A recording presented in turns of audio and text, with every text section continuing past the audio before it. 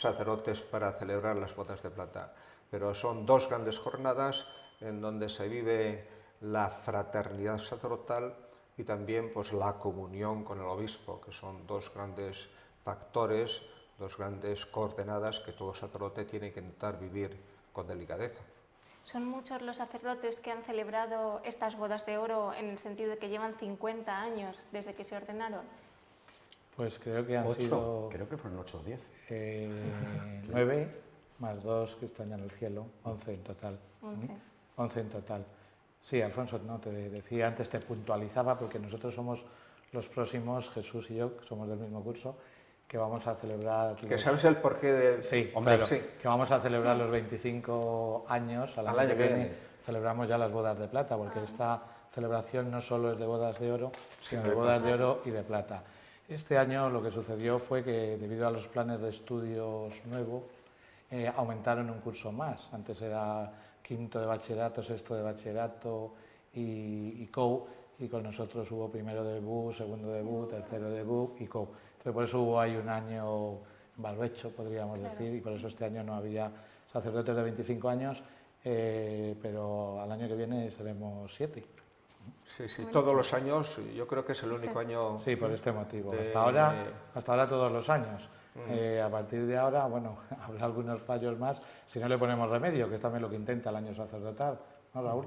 Poner remedio al tema de las vocaciones y animar a muchos jóvenes, muchos niños que merece la pena, ¿no? Que es apasionante. Sí, no.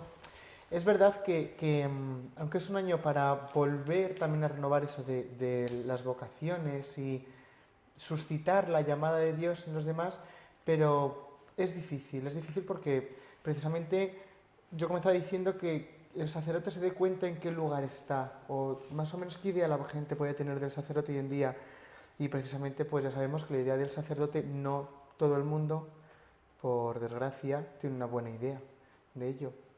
Y como estamos en una sociedad donde lo negativo sobresalta más que lo positivo, pues también cuando puede suscitarse una vocación hoy en día en los jóvenes, quizás dicen a sacerdote, pues anda, que menuda...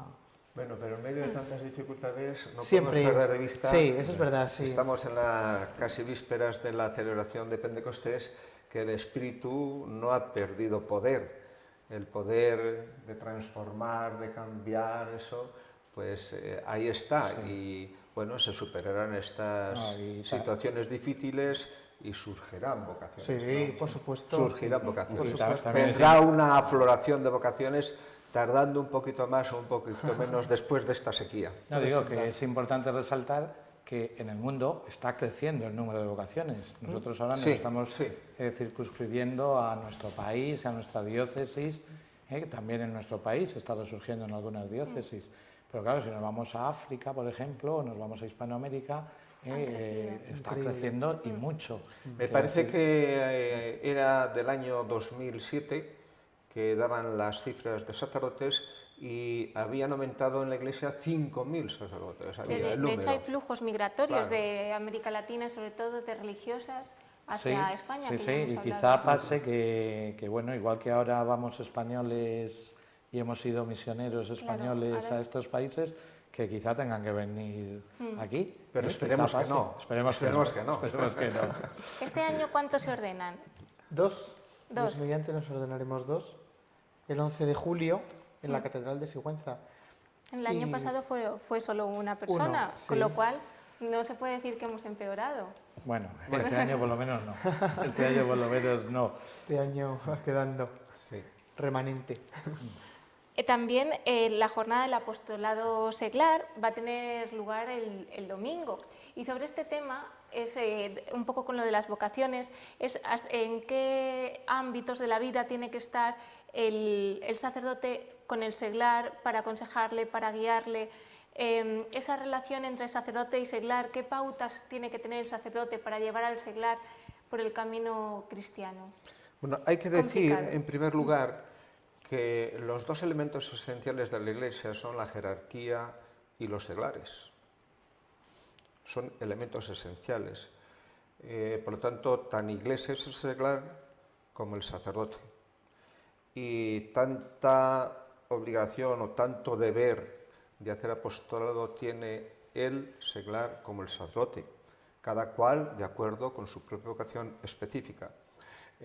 Por lo tanto, dejando esto claro como punto de partida, después lo que sí hay que añadir es que tiene que haber la máxima colaboración entre el sacerdote y el seglar, siempre en servicio de la Iglesia, siempre intentando proclamar el Evangelio en los ambientes en donde el seglar se mueve, porque la labor del seglar, como seglar, no es fundamentalmente una tarea dentro de lo eclesiástico, por decirlo de alguna manera, sino que el seglar, donde principalmente tiene que hacer apostolado y proclamar el Evangelio y anunciarlo, es allí donde está, en la fábrica, en la universidad, en los lugares de ocio, también dando catequesis, también perteneciendo a los consejos de pastoral, pero reducir la labor del seglar a estas actividades más eclesiásticas sería un mal y sería no respetar la esencia de la vocación del seglar. ¿En qué momentos suele acudir con más frecuencia un seglar al sacerdote?